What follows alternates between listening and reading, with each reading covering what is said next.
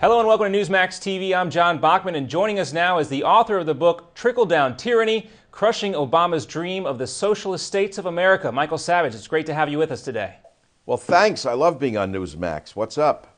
All right, well, let's talk about the title of your book. What do you mean by trickle-down tyranny? Well, on New Year's Eve, while people were partying, our president passed the National Defense Authorization Act, which to this day nobody knows whether it gives him the authority to arrest people without a trial.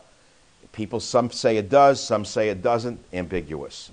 The other day, last week, he thought a microphone was off. He leans over and talks to Medvedev of Russia and says, after I'm reelected, not if I'm reelected, I'll have more flexibility. To do what?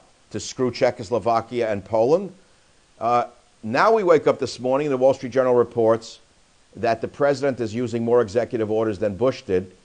And while he was a senator, he said, I will not abuse the executive orders. Today his spokesmouth says when he was a senator, he didn't know how many important things there were to do as president, so he has to use executive orders. These are just the tip of the iceberg. Why do you think President Obama, let's talk about that Wall Street Journal piece, why do you think the president had a change of heart once he got into the Oval Office? It's simple. Lord Acton said it best in the 1940s when he said power corrupts, absolute power corrupts absolutely. And it's not limited to him. We all understand that politicians are an interesting species. They're egomaniacs, they're driven to succeed, they're driven to rule other people.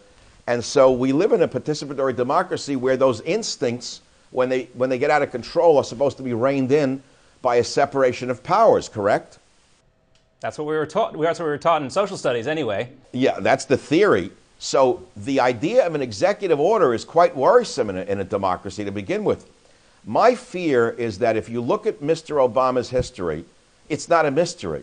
His history is not a mystery. I hate to sound like one of the reverends who don't have a degree in theology, but the fact of the matter is he has quite a history and it ain't no mystery. What do I mean by that? You go back to his background. Do I have to mention Reverend Wright? 20 years of anti-American rhetoric, 20 years of black nationalism, a good friend of Louis Farrakhan. This makes people very uncomfortable. They don't even want to hear it. We have to hear it. He was not vetted as a candidate. Okay, so now we have 3 years of the president. What has he really done that's so wrong? Let's start with bread and butter issues. He inherited a $1 trillion deficit. Anyone can understand that. Bush was I called him a fiscal socialist, by the way. I called President Bush a fiscal socialist. Wow, what does that make me? Makes me a realist because I saw what Bush was doing. Obama now, instead of tightening the belt of our economy, has expanded it to a $3 trillion deficit. Runaway spending ends in disaster. How does it stop? Where is the give and take in all of this? Well, let's talk about that Wall Street Journal article a second. We could backtrack because it also mentioned several other examples of presidents who faced criticism for using executive power. As voters, what should we keep in mind as we head to the polls in November of 2012, and how can we limit that pervasive use of executive power? That's such a great question, because I've got to answer it by quoting myself without just speaking off the cuff, and it's a two-line answer.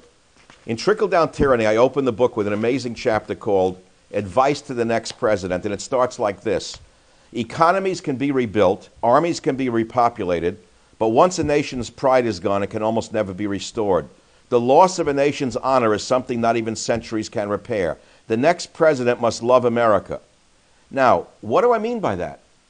In all of the debates going on, have you heard anyone say they love America? Does anyone talk about our loss of honor, our diminished status in the world? To me, the honor of a nation is what's at stake.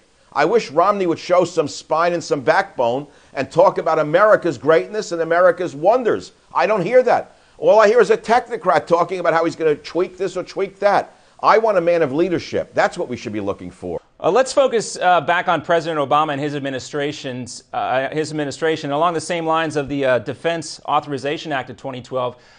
Attorney General Eric Holder recently stated that the federal government has the authority to kill U.S. citizens without a trial, as was the case with the American-born al-Qaeda operative Anwar al-Awlaki. What was your reaction to Holder's justification for al-Awlaki's killing?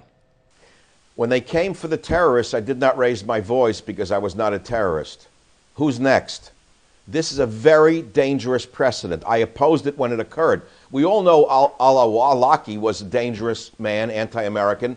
He deserved to be rounded up and tried, but he didn't deserve to be whacked like we have a mafia running the country. It's very worrisome indeed, because we don't know who tomorrow will be an enemy of the state. Another thing you talk about in your book, of course, is President Obama's cuts to the military, and you say it's been done so to a dangerous level. The military is facing even steeper cuts with the coming sequestration. Do you think there's any way that those cuts can be avoided? We have the smallest Navy since World War I.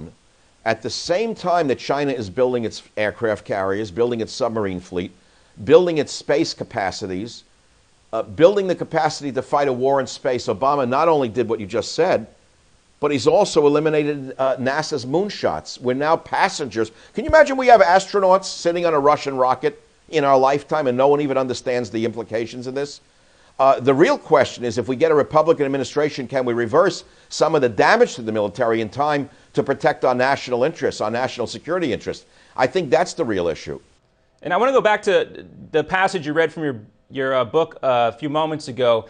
You didn't say this right then, but it follows what you said. And you say the next president needs to be the, quote, exact opposite of Barack Obama. Do you feel like any of the current Republican candidates for president fit that description?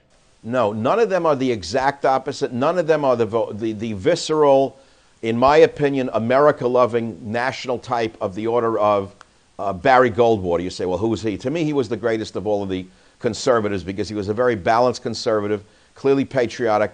I remember Goldwater's statement, extremism in the defense of liberty is no vice.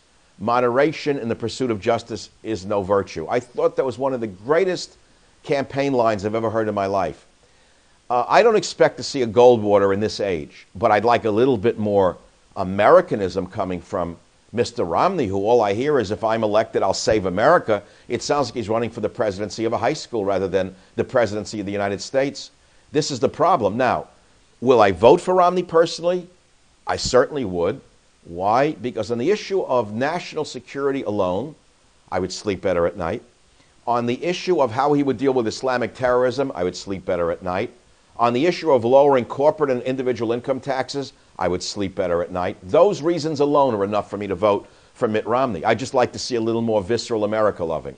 And do you see anybody out there, perhaps since there isn't that candidate for 2012, but perhaps for 2016 that fits that description of the exact opposite of Barack Obama? Donald Trump.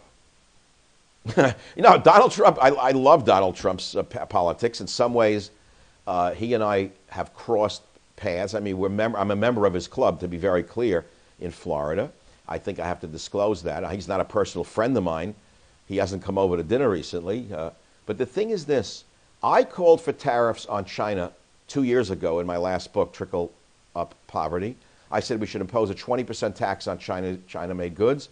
Donald Trump said the same thing about a year and a half ago. He still believes that we have to impose tariffs on China, or we're going to wind up with nothing manufactured in this country. So the answer is Donald is a very straightforward, loves the military, has pride in the country, and he's a smart businessman. What more could we ask for?